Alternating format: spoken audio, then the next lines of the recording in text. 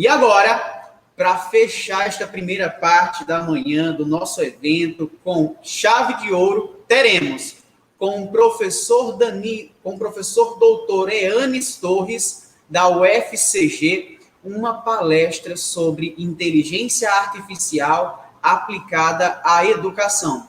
Professor Eanes, seja muito bem-vindo ao primeiro workshop LICSESI Paraíba. Olá, professor Paulo, bom dia, muito obrigado pela apresentação, pelo convite.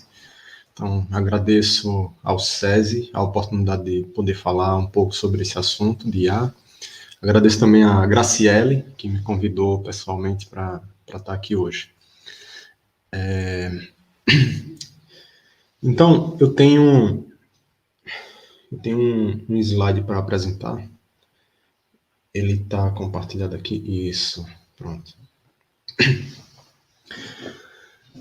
Eu fui convidado, para falar sobre esse tema, inteligência artificial aplicada à educação. Eu tenho trabalhado com eu vou abreviar, chamar de IA, inteligência artificial, há alguns anos, especificamente num ramo da IA chamado visão computacional, que seria reconhecimento de padrões em imagens e vídeos, utilizando técnicas de inteligência artificial. Mas nos últimos anos eu tenho expandido mais o campo de atuação e tenho trabalhado em outras mídias também, e tentando solucionar problemas mais diversos, como reconhecimento de emoções humanas em sinais de eletroencefalografia, por exemplo. Então, para começar essa apresentação, primeiro eu vou falar um pouco sobre o que seria, o que se entende que seria inteligência, e depois um pouco sobre o que seria a inteligência artificial, para poder nós falarmos de aplicações em educação. Eu vou falando, aí ao longo da minha fala, se alguém que está acompanhando pelo YouTube quiser fazer alguma pergunta, pode mandar lá no chat. Eu acho que o pessoal aqui da organização pode me avisar de alguma pergunta sobre o assunto que eu estiver falando naquele momento. Mas ao longo da apresentação, eu vou deixar lá no fim, talvez 10 ou 15 minutos, para a gente conversar mais, tirar mais dúvidas sobre esse assunto, porque é um assunto muito amplo e ele não tenho como esgotar ele apenas em uma hora. Então, eu acho que a gente pode fazer também da metade para o fim, um bate-papo, mais sobre perguntas e respostas, porque aí eu vou focando exatamente nas questões que as pessoas tiverem, sobre o que eu falei. Aí, a primeira pergunta que nós devemos nos fazer ao tratar de inteligência artificial é, primeiro, o que seria inteligência? Inteligência de um ponto de vista mais humano ou animal, Pensando nisso, eu trouxe aqui um exemplo bem curioso, que é o caso desse cavalo, Hans, o Esperto, que é um cavalo que viveu no início do século XX na Alemanha, e ele tinha habilidades que os seres humanos julgam que são habilidades de um ser inteligente. Esse cavalo era capaz de fazer contas, fazer somas de pequenos números. Por exemplo, 3 mais 5, 5 mais 5, 10 mais 3, coisas do tipo. E o processo era da seguinte forma: o dono, como vocês podem ver na imagem, é uma pessoa bem diferente do cavalo, o dono fazia a pergunta e o cavalo respondia batendo o casco no chão. Então, por exemplo, se fosse 4 mais 4, aí o cavalo bateria 8 vezes o casco no chão. Isso deixou as pessoas meio assombradas na época, para entender como é que um cavalo era capaz de fazer aritmética básica. E várias pessoas foram estudar, criaram uma banca científica com mais de 10 pessoas de áreas diferentes, como cientistas, psicólogos, artistas de circo e domadores de animais, etc., para analisar o cavalo, para entender se havia algum truque, Porque, por exemplo, em princípio pensavam que o dono do cavalo fazia gestos para o cavalo, para ele parar as pisadas. Aí fizeram um teste com outras pessoas, fazendo a pergunta, sem o cavalo ver o dono, e o cavalo acertava também, mais de 80% das vezes ele acertava a resposta. Depois de muito estudo, o que se verificou foi que, na verdade, o cavalo não sabia fazer a conta. O que ele sabia muito bem era interpretar os gestos corporais e de expressões de quem estava perguntando. Então, a suposição é de que o cavalo ia bater no casco, no chão, e principalmente o dono, né, quando via, à medida que o cavalo ia se aproximando do número certo, o dono ia ficando ansioso ou emocionado e começava a expressar aquilo no corpo. E o cavalo notava que estava cada vez mais perto do número certo e batia o casco no número certo. E aqui a gente começa a se questionar sobre isso, sobre essa pergunta, o que seria inteligência, né? Porque, em princípio, algumas pessoas podem pensar que inteligência é principalmente relacionado a raciocínio lógico-matemático, né? Geralmente as pessoas associam a inteligência a pessoas que têm habilidades com lógica e com matemática. Mas isso é algo que eu considero que já está ultrapassado, que a maioria das pessoas já percebe que uma pessoa é inteligente demonstrando a sua inteligência em outras habilidades que não são só raciocínio de lógica e de matemática. E aí, ainda essa resposta para o que é inteligência, ela ainda não está totalmente respondida a partir desse exemplo do Hans, né? Do cavalo esperto. Ele demonstrou que tinha uma inteligência que não era lógica matemática, era uma inteligência de relação, né, com outros seres, no caso, com os seres humanos. Então, existe esse esboço aqui que eu coloquei nesse slide, que é chamado de a escada da teoria causal, que demonstra em 3 níveis o que seria inteligência, ou 3 possibilidades, uma perspectiva você categorizar em 3 níveis o que seria inteligência. No primeiro nível, a gente tem a habilidade de associar eventos ou fenômenos. E essa habilidade ela está presente em todos os seres humanos e na maioria dos animais. Aí alguns exemplos disso são, por exemplo, quando você supõe que você tem um gato e você vai dar ração, dar um alimento para aquele gato. E essa ração está numa lata. Quando o gato, né, percebe que você está abrindo a lata, ele ouve o barulho da lata, do abridor e etc. Você batendo o talher lá no local onde você vai colocar o alimento do gato. Depois de várias vezes que isso ocorre, o gato vai associar aqueles sons que ele escuta, o cheiro que ele sente da ração, etc., com a hora de se alimentar.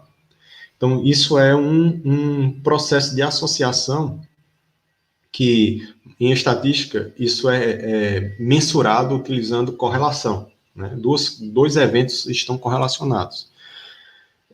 Mas a capacidade de perceber a correlação ainda não é um nível elevado de inteligência, porque, como uma frase que se repete muito, né, no meio de quem estuda matemática e estatística, é que correlação não é causa.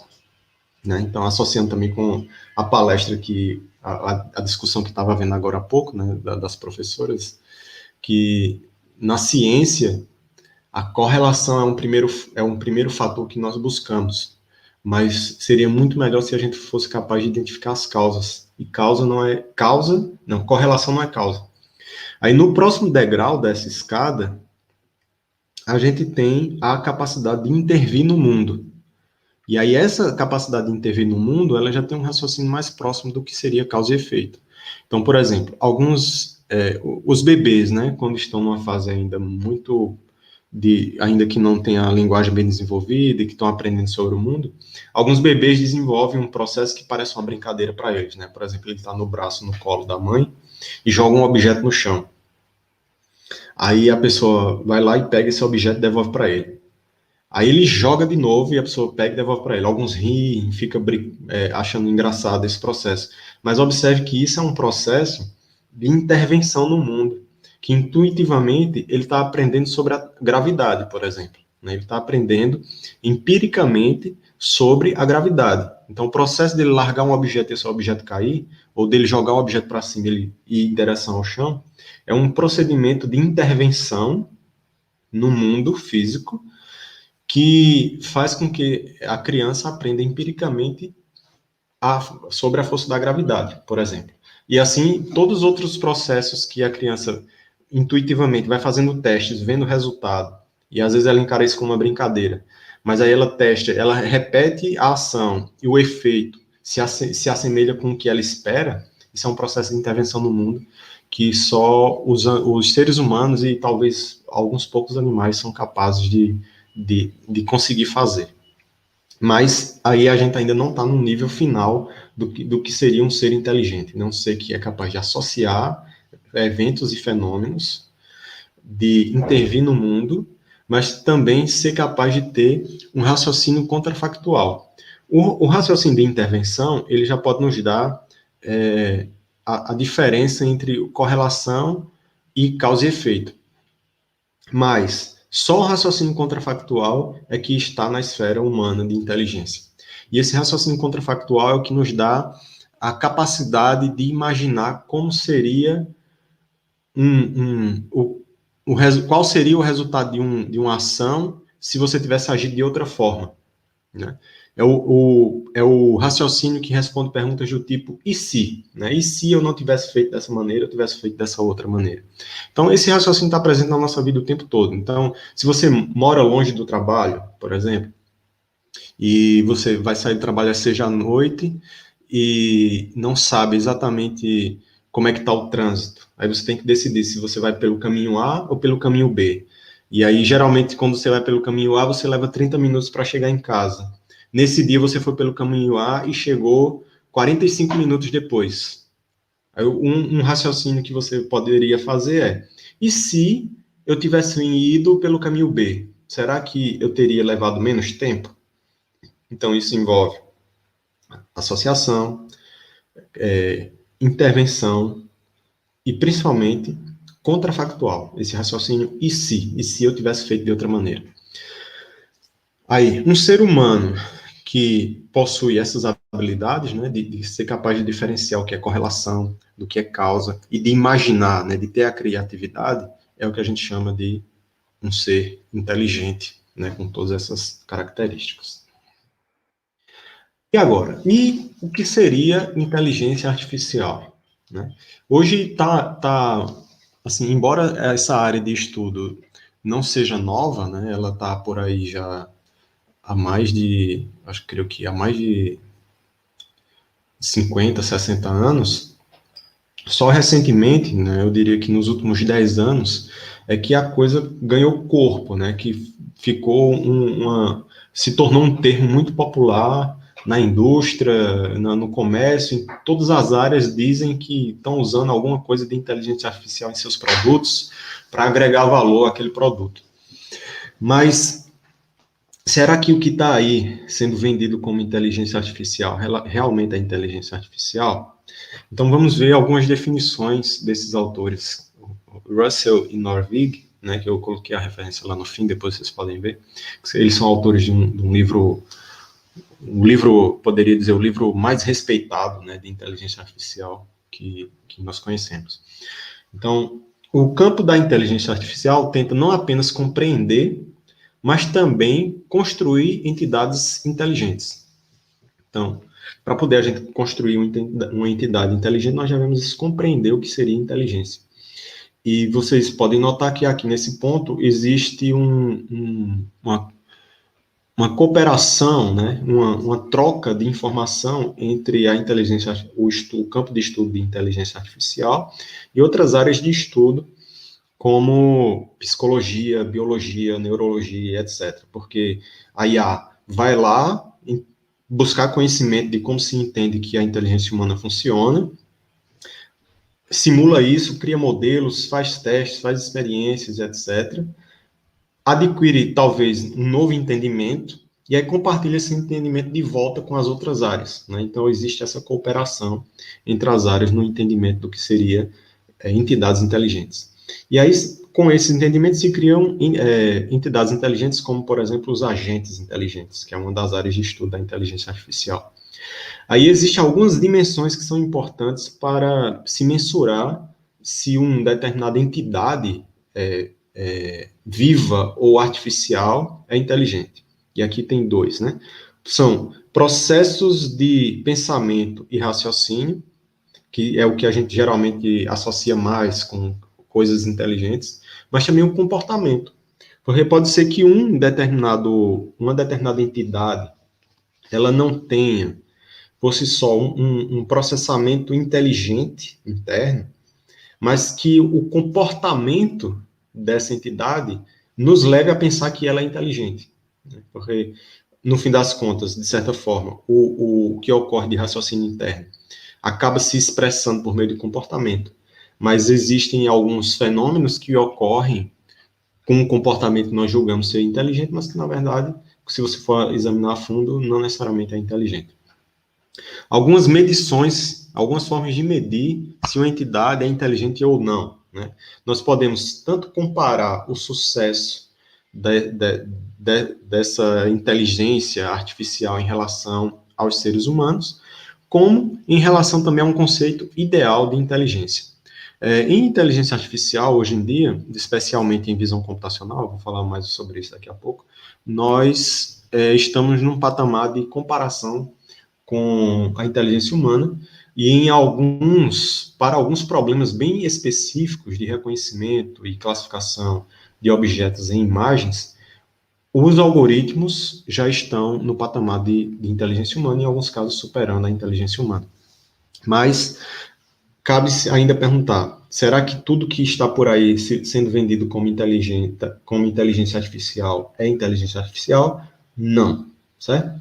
Muitas vezes são algoritmos com heurísticas que resolvem problemas bem específicos, e essas heurísticas, às vezes, utilizam matemática bem elementar, como regressão linear, por exemplo, e dá uma resposta que satisfaz a solução do problema em questão, e as pessoas, para utilizar a palavra da moda inteligência artificial, associam aquilo ali com inteligência artificial, mas que nem sempre é inteligência artificial, certo?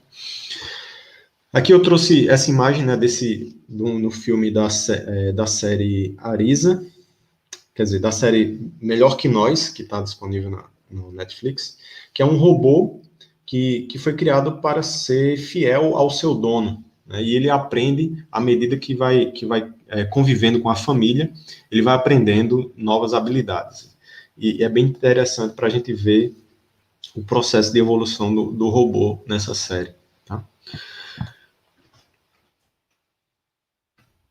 Algumas pessoas aqui podem nunca ter encontrado esse ser inteligente na sua vida, mas esse bichinho aí, esse clipe, é o clipe da Microsoft, né, que antigamente a gente via ele nos produtos da Microsoft, que era um bichinho de fazer perguntas e respostas, né? É uma das coisas que hoje se popularizou muito por meio desses chatbots, né, de atendimento por meio de inteligência artificial que a gente vê nos atendimentos de WhatsApp e de outros tipos de atendimento, até por telefone também.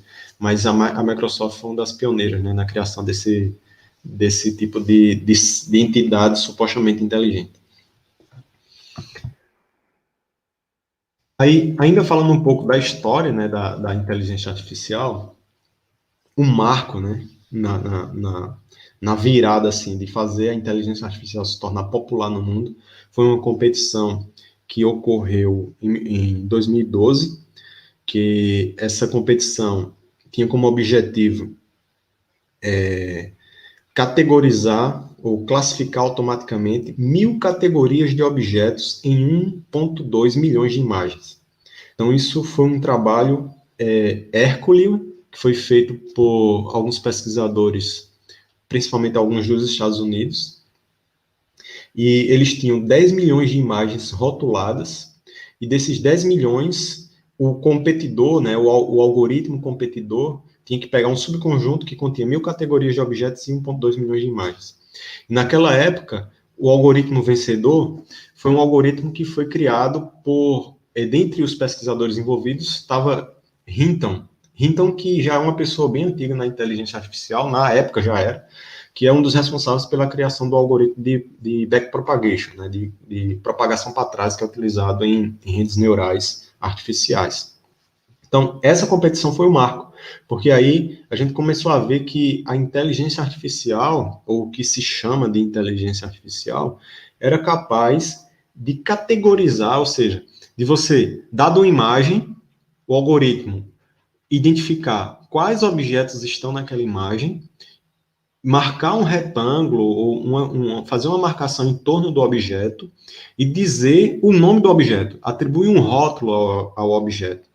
E nas competições que seguiram, né, nos outros anos, o nível de acurácia dos resultados se tornou tão elevado que começou a superar a capacidade humana de identificar objetos em imagens.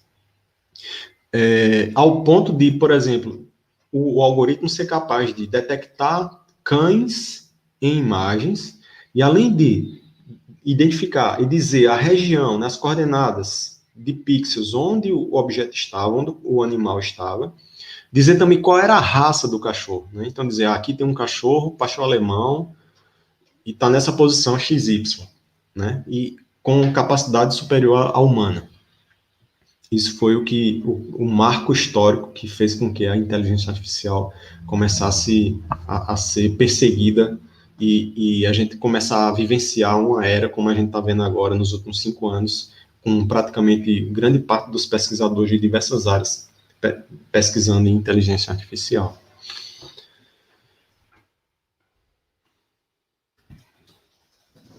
Agora eu vou comentar um pouco sobre inteligência artificial na educação, né? Então,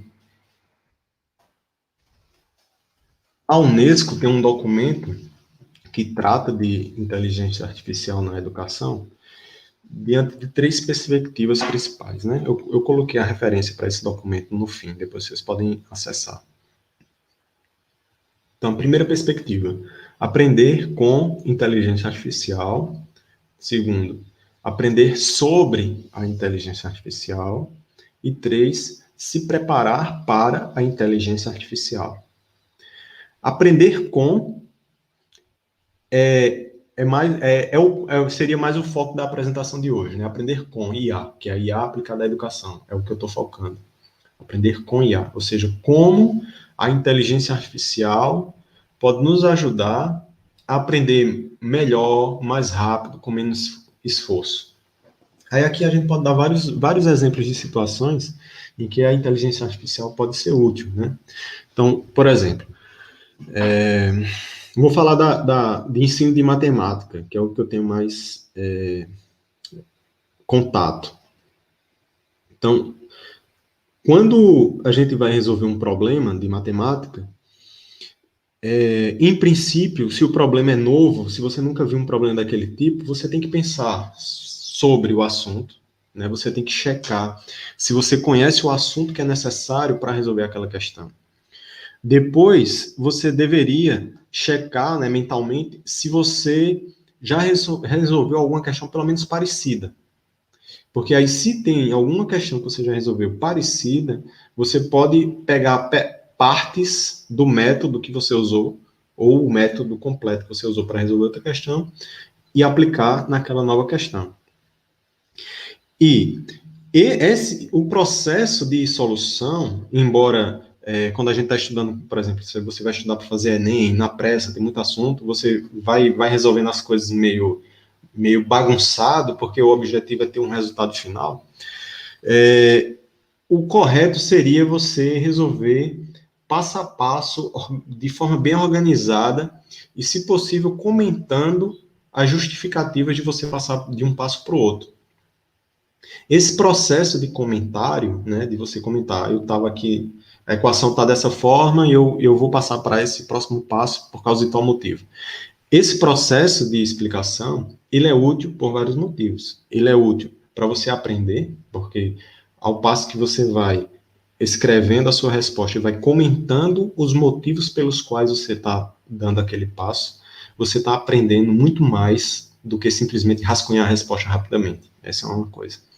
E a outra coisa é que você, respondendo dessa forma, você vai estar se preparando para estudar ou se adequar melhor ao ensino superior, caso seja o seu objetivo fazer algum curso superior na área de ciências exatas.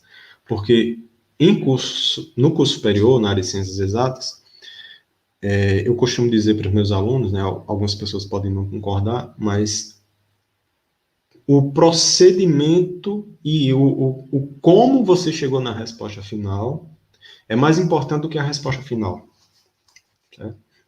Então, para mim, né, é mais importante você ser capaz de explicar e justificar cada passo que você deu, mesmo que alguns estejam incorretos, do que você chegar numa resposta final e não saber explicar como você chegou lá. Tá?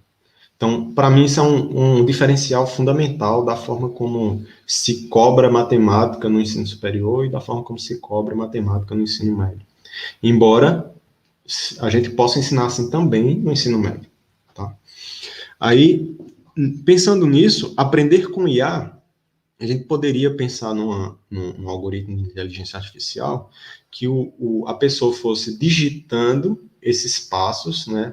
Supondo uma solução de uma equação, por exemplo, que você digita uma parte da resposta e o algoritmo vai checar se aquela parte da resposta faz sentido em relação à solução final onde você quer chegar. E aí, caso faça sentido, o algoritmo poderia interagir com você e dizer, ótimo, muito bem, está correto. Qual seria o próximo passo? Aí faria uma pergunta e abriria a caixinha para você digitar a continuação da resposta. Aí você digita. Aí o algoritmo poderia checar que aquilo ali não faz muito sentido e não vai te levar à resposta final. Aí ele botaria algum comentário, alguma dica, tipo, tem certeza, por exemplo, se você está estudando trigonometria, tem certeza que aqui você vai usar a soma dos senos? Será que não seria melhor usar a soma de cossenos? Você lembra como é a equação de soma de cossenos? Aí a pessoa dizia sim ou não. Aí se não, aí poderia abrir um balãozinho com, a soma de cossenos é dessa forma aqui, entendeu? Tá claro? Aí a pessoa ia ter um insight, voltaria lá na questão, no passo onde parou, continuaria digitando.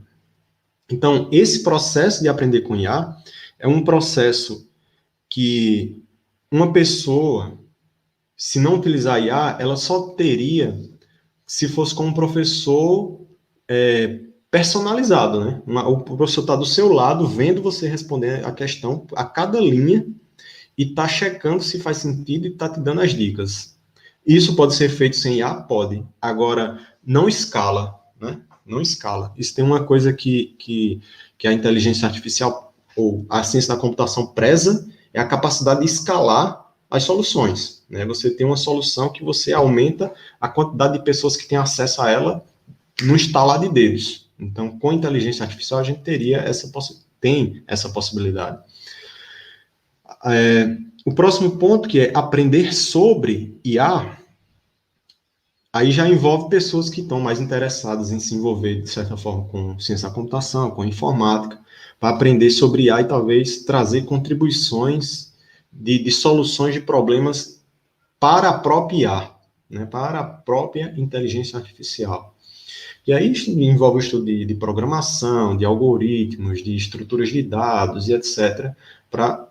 Seria mais, como a gente fala, na matemática pura e na matemática aplicada. Né? No caso aqui, se aprender sobre IA, provavelmente a pessoa está interessada em entender como a IA funciona para talvez dar alguma contribuição para a área em si. E o terceiro ponto, que eu julgo que seja o mais abrangente, ou seja, o que a maioria das pessoas vão ter acesso, ou vai ter acesso, que é preparar para a IA. Ou seja, todos os seres humanos, em algum momento de suas vidas, provavelmente vão se deparar com algum algoritmo de inteligência artificial ou vão sofrer consequências de ações e decisões que foram tomadas com auxílio de inteligência artificial. Isso é interessante, né? Eu lembro, não muito tempo atrás, na escola, a professora falando de computadores, né? Na época, a gente não tinha computador na escola, ninguém sabia o que era computador, só via no jornal. A professora falando de computadores, que todo mundo teria que aprender a usar e etc. Aí hoje eu vejo que já essa fase do computador já está passando, de forma assim, já está claro que o computador é útil para praticamente todas as esferas da vida humana. E agora a gente tá já, de certa forma, sofrendo as consequências da inteligência artificial. Então, nós devemos nos preparar para a inteligência artificial, para ser capazes de, pelo menos, entender benefícios e malefícios que a IA pode trazer para a sociedade, trazer para as nossas vidas. Devemos estar conscientes de como a inteligência artificial está atuando na nossa vida, né? Então, por exemplo, hoje se diz que no Brasil existe mais pessoas com acesso a dispositivo móvel do que acesso a saneamento básico. Então, se uma pessoa tem um dispositivo móvel na mão ou no bolso, com certeza ela está sendo afetada pela inteligência artificial, para o bem ou para o mal, né? Afetada para o mal, por exemplo, sofrendo algum distúrbio psicológico devido ao vício em redes sociais, né? Por exemplo. E aí nós devemos nos preparar para isso, para uma tomada, no mínimo, uma tomada de consciência de como a inteligência artificial afeta as nossas vidas, e, em seguida, uma tomada de consciência de como nós podemos utilizar a inteligência artificial como uma ferramenta para nos ajudar a galgar melhores posições no nosso trabalho, né? Porque algumas pessoas às vezes têm uma mentalidade futurista e de pânico, achando que a inteligência artificial vai acabar com o emprego das pessoas.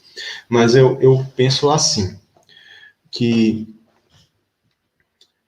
o ser humano tem algo que o diferencia de outros animais, de outros seres que nós conhecemos, que é a sua capacidade de se envolver com a vida de uma forma que não necessariamente esteja visando um lucro ou um retorno palpável, físico e objetivo. Nós podemos nos relacionar com a vida por meio da arte, por exemplo, né? Em termos de ganância, de lucro, etc., pode ser que a arte não favoreça isso para algumas pessoas, né? É claro que para o artista vai favorecer, mas existem alguns aspectos da vida que são aproveitados pelo ser humano e que tornam o ser humano humano, no sentido de ter a capacidade de se de admirar o mundo, de admirar a natureza, de admirar as belezas do universo. E essa característica do ser humano, ela muitas vezes não é essa necessidade do ser humano muitas vezes não é atendida porque o ser humano está envolvido em trabalhos ou em trabalhos que eu vou chamar assim braçal e repetitivo, né, que uma máquina poderia fazer. Então, a minha opinião é de que trabalhos braçais e repetitivos que uma máquina possa fazer, as máquinas devem fazer e deveria sobrar tempo para o ser humano exercer as suas vontades, as suas necessidades que o tornam humanos. Então, esse medo de que a IA vai tirar emprego, etc., na verdade, o que deveria causar em nós é uma mudança de perspectiva, uma mudança de perceber que existem determinados campos de trabalho e de atuação que são mais nobres para um ser humano exercer, né, do ponto de vista de que o ser humano tem imaginação, tem criatividade, tem vontade própria e etc. E existem algumas atividades que uma máquina pode exercer. Então, as atividades que uma máquina pode exercer, ela pode exercer porque vai fazer isso mais rápido, não cansa, até por enquanto não reclama, e um ser humano precisa dormir, precisa ter lazer e etc. Então, nós precisamos nos preparar para a IA nesse sentido, de ter uma mudança de perspectiva, de começar a perceber quais ações, quais atividades profissionais nós podemos nos engajar de forma que nós estejamos protegidos por essa perspectiva filosófica de que aquela é uma atividade que dificilmente as máquinas vão nos alcançar, tá?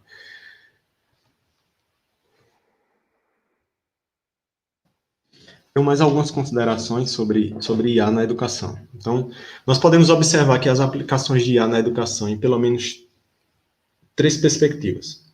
Ensino personalizado, que tem muito a ver com aquilo que eu falei, né, da resolução da questão passo a passo, que o programa vai interagindo com a pessoa que está respondendo.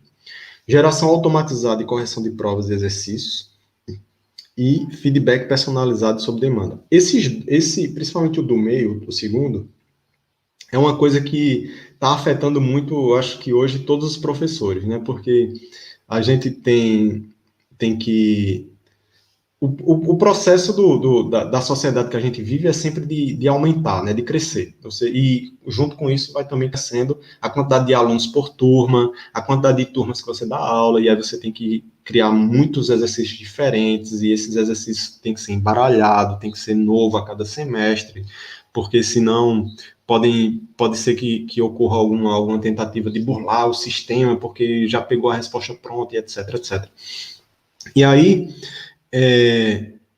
um algoritmo de inteligência artificial que trabalha com processamento de linguagem natural, ele poderá, daqui a pouco, atualmente já existem, na verdade, alguns algoritmos de processamento de linguagem natural que geram textos que você fica na dúvida se realmente aquilo ali foi uma máquina que criou, se foi um ser humano. E aí esses algoritmos, eles poderão ser utilizados daqui a alguns anos para gerar questões e também para corrigir as questões, porque o procedimento de entendimento do texto de modo automatizado também está bastante avançado. Tá? É claro que eu tenho algumas ressalvas em relação até onde isso vai evoluir, né? Eu tenho a opinião pessoal de que algoritmos trabalham principalmente com sintaxe, não trabalham com semântica. Apenas o ser humano, por enquanto, é capaz de entender a semântica adequadamente, e isso seria um delimitador, né? E aí existe uma série de outras questões mais teóricas, como, por exemplo, a computabilidade, né? Que os programas de computadores só trabalham com problemas computáveis. Aí, de modo bem simples, um problema computável é um problema que você pode ter uma função que mapeia cada elemento de um conjunto no conjunto dos números naturais. E aí o ser humano é capaz de lidar com inteiros, com racionais, com irracionais, com complexos e etc. Mas um computador só resolve problemas que você consegue mapear no conjunto dos naturais. Mas aí alguém pode levantar a bandeira da computação quântica, né? E dizer, não, mas um computador quântico vai resolver não sei o quê.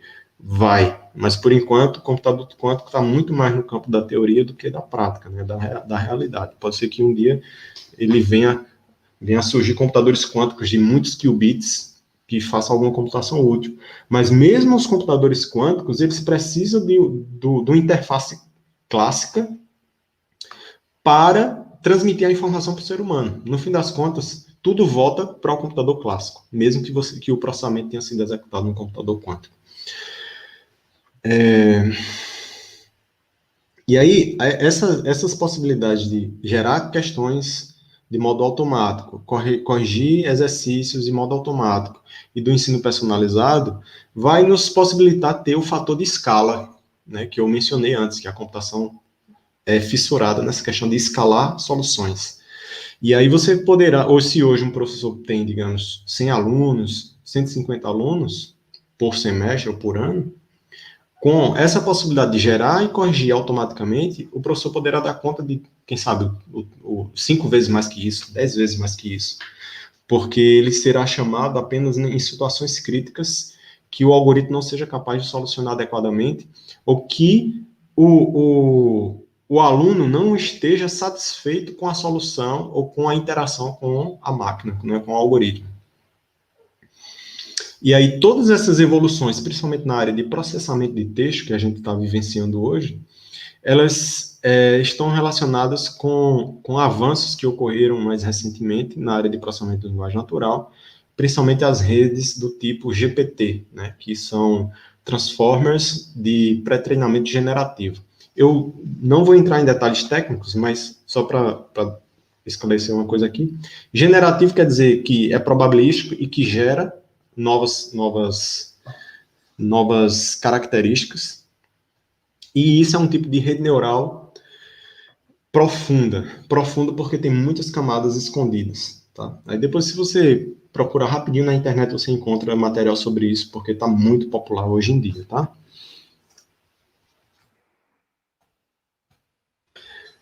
Ainda sobre esse ensino personalizado, né, nós sabemos, né, todas as pessoas que de alguma forma estão envolvidas com ensino ou com um processo de educação, sabem que as pessoas possuem habilidades de aquisição de conhecimento que são diferentes e aprendem de modos diferentes.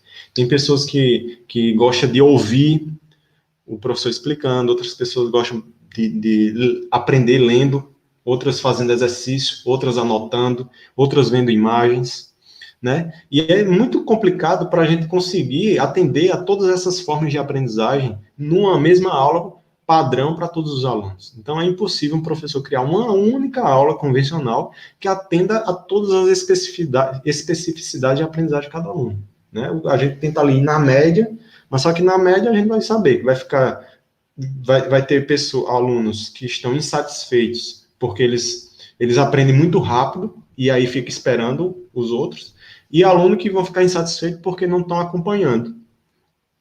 E aí, com a possibilidade de personalizar o processo de ensino e aprendizagem utilizando algoritmos de inteligência artificial, cada aluno pode seguir num ritmo e num caminho, né? Eles têm o mesmo ponto de partida, têm o mesmo ponto de chegada, mas o caminho percorrido pode ser diferente e personalizado para cada um.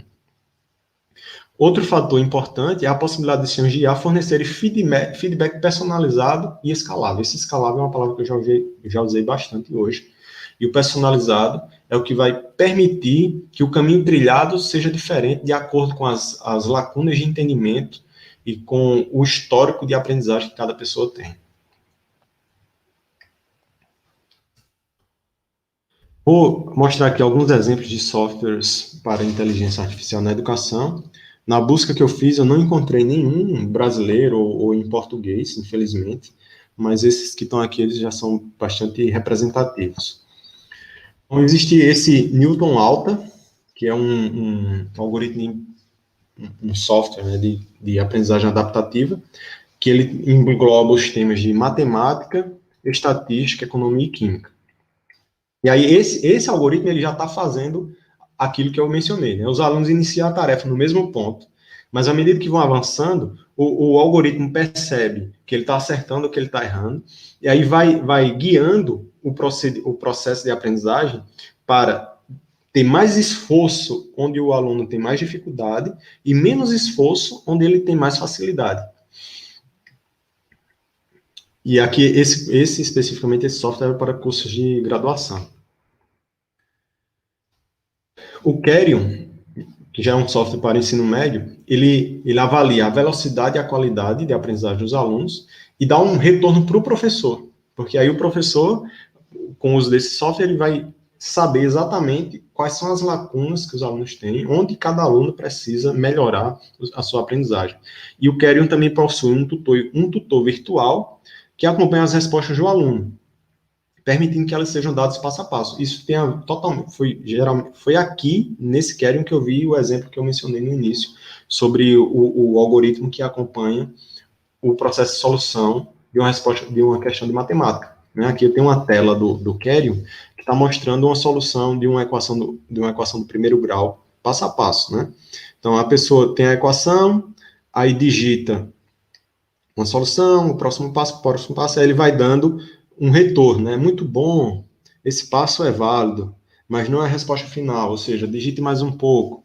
E várias outras coisas poderiam ser adicionadas aqui como dicas de como melhorar a resposta, por exemplo.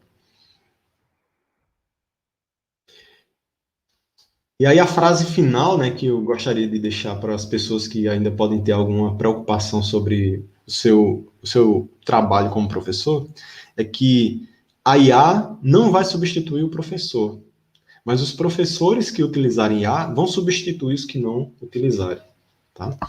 E aqui eu tenho algumas referências que vocês podem dar uma olhada depois, e eu fico, nesses últimos 15 minutos, ou 10 minutos, talvez, à disposição para perguntas e dúvidas e conversar mais um pouco sobre esse assunto, se vocês estiverem com vontade. Muito bem, professor Yannis, muito bem. Que tema, não é verdade? Que tema. O senhor vai expondo aí, e os questionamentos, eles borbulham na nossa mente, ainda mais nos tempos atuais, onde tecnologia, inteligência artificial são questões muito presentes e cada vez mais nos nossos dias, não é verdade? Pelo nosso chat, algumas perguntas aqui, elas foram surgindo, professor. Algumas delas já foram respondidas em sua exposição, mas outras eu gostaria que o senhor pudesse aprofundar um pouco mais. O senhor finalizou sua exposição brilhantemente, né, falando um pouco sobre essa relação um tanto quanto complexa, inteligência artificial, o humano, não é? E uma dessas perguntas vai justamente nessa direção. Ela diz o seguinte: a inteligência artificial fere a humanização na educação?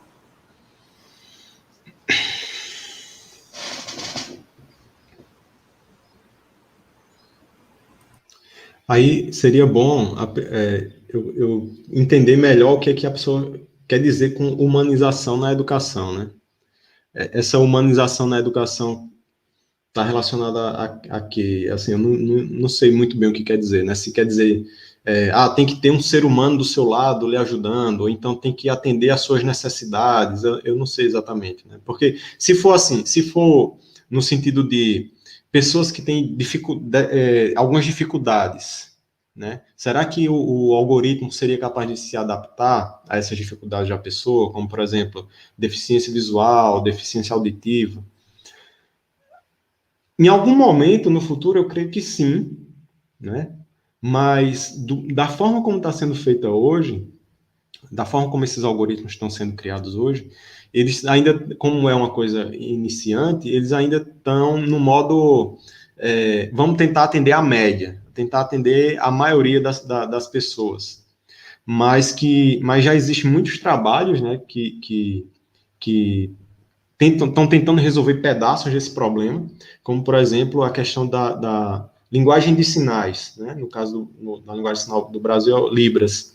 Já existem softwares, inclusive criados por brasileiros, né? Que eu saiba, por exemplo, tem um software que foi criado por alunos ou ex-alunos da Universidade Federal de Alagoas, que lê a linguagem de sinais, né? Você faz o gesto com a mão e o algoritmo lê. Então, aí, embora isso esteja sendo criado para esse caso específico, essa solução pode ser acoplada na solução de ensino para ajudar uma pessoa que tem deficiência de fala, por exemplo, né, ou auditiva.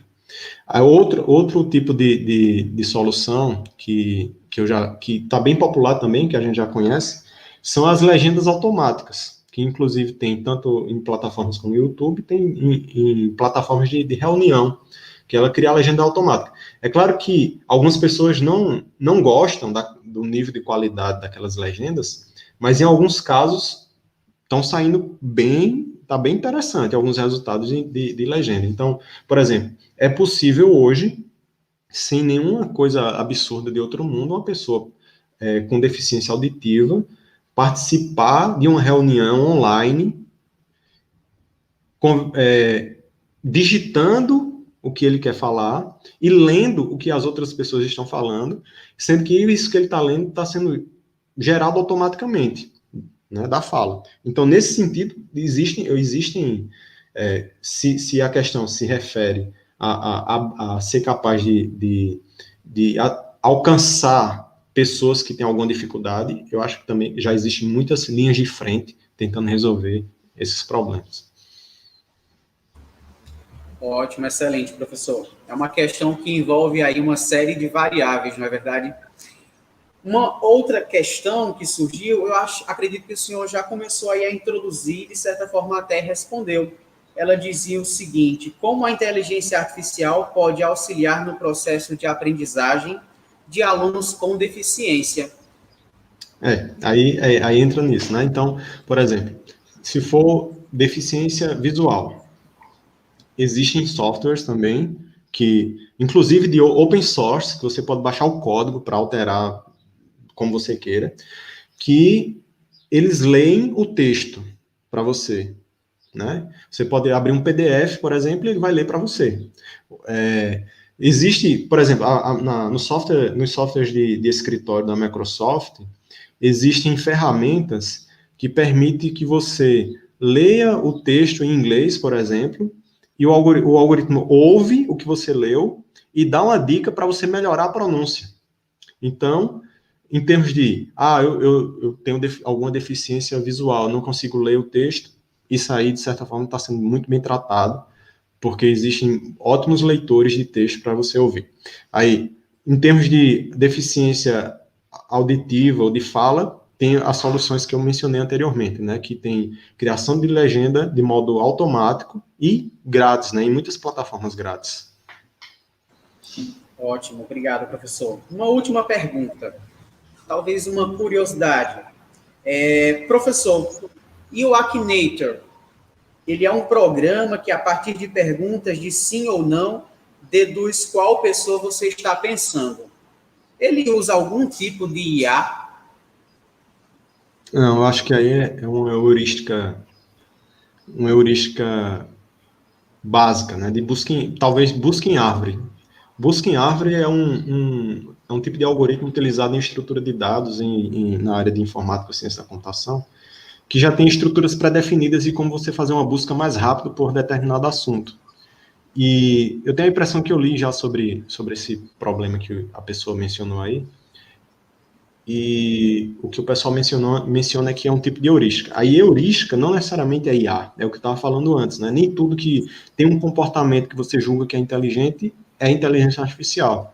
Pode ser, tipo, regra de se então, se for isso, então tal coisa. Se for isso, então tal coisa.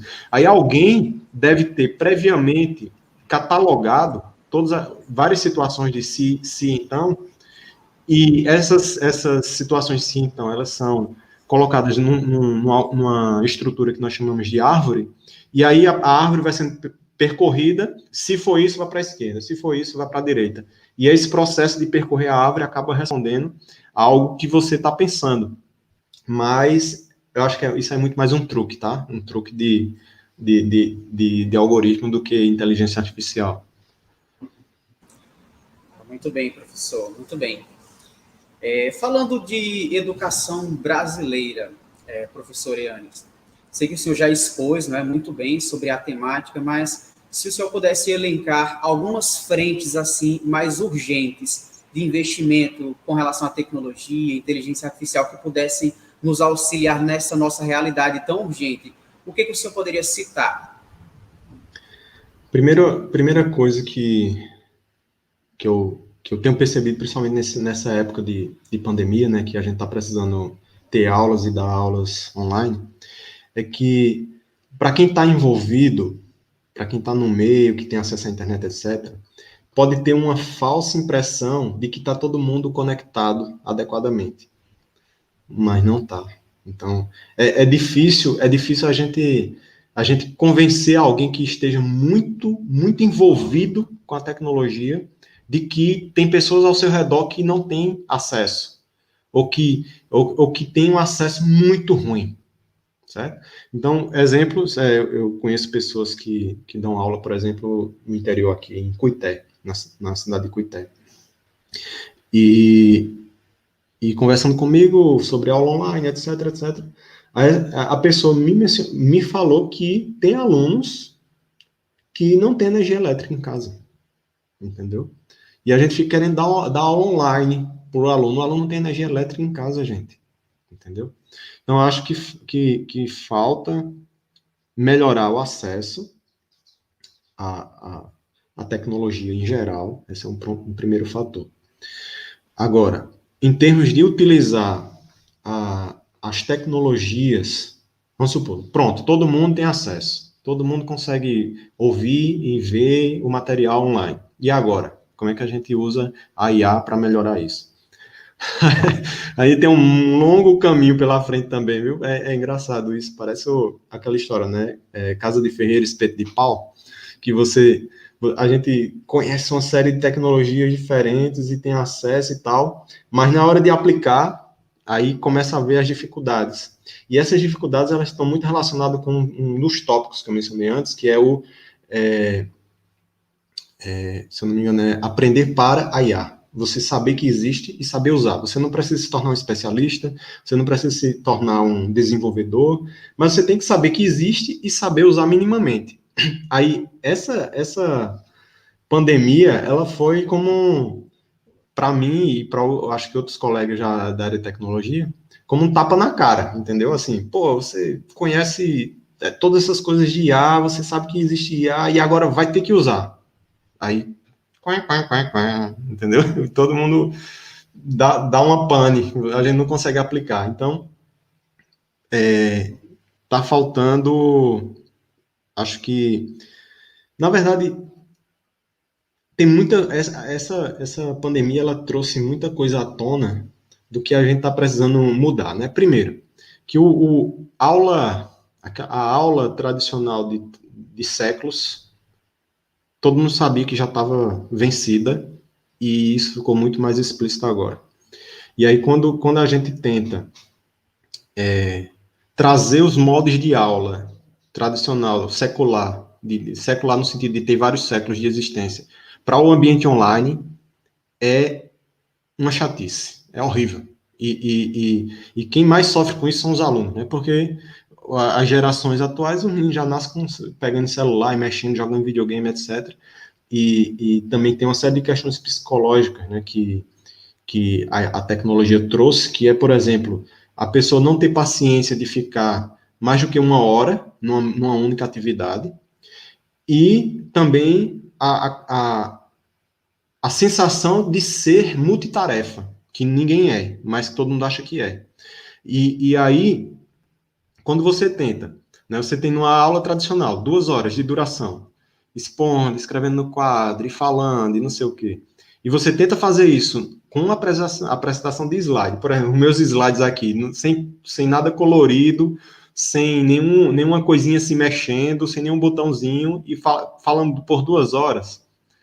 Não, olha, eu não culpo nenhum desses alunos que liga, ou deixa lá a câmera desligada e sai para fazer outra coisa, para assistir televisão enquanto a aula está passando. Se a aula é uma aula que está simplesmente tentando replicar o modo tradicional no online. Então, a gente tem que passar por um processo muito sério de reciclagem, tá? Aí, os professores, né? Um processo muito sério de reciclagem para tentar dar mais essa dinamicidade que a tecnologia permite, que os alunos estão acostumados em outros contextos, de jogos, de redes sociais, etc., mas que a gente ainda está meio que aos trancos e barrancos para tentar trazer essa dinamicidade para a aula, né? Aí, a inteligência artificial pode ajudar em alguns aspectos nisso, mas eu acho que esse aspecto específico da aula online é mais uma questão da preparação, da nossa preparação, né? E também abertura de mente, mudança de mentalidade. Professor, tenho certeza que nós passaríamos aqui tranquilamente mais 2 horas falando sobre essa temática, porque é muito bom, muito gostoso, e é uma realidade que está vigente, não é verdade? Uhum. Quero te perguntar, professor Yannis, tens mais algumas considerações para a gente finalizar? Sim, Sobre IA em si, eu tenho 2 coisas, né? Primeiro, nem tudo que você vê que é chamado de IA é IA, certo? Então, vamos ler um pouco sobre isso. Vocês, né, que tiver interesse, façam algumas buscas sobre esse assunto na internet, vocês vão acabar percebendo que nem tudo que se chama de IA é IA. E segundo, nós não precisamos nos preocupar com a IA vai tirar os empregos das pessoas, porque ao mesmo tempo que ela, sim, vai tirar alguns empregos, ela vai gerar novas possibilidades. E aí, eu espero, né, eu acho que essas novas possibilidades explorarão de uma forma muito mais nobre as capacidades que diferenciam os seres humanos do resto, que é a capacidade de exercer a sua imaginação e a sua criatividade. Então, essas são as minhas últimas considerações.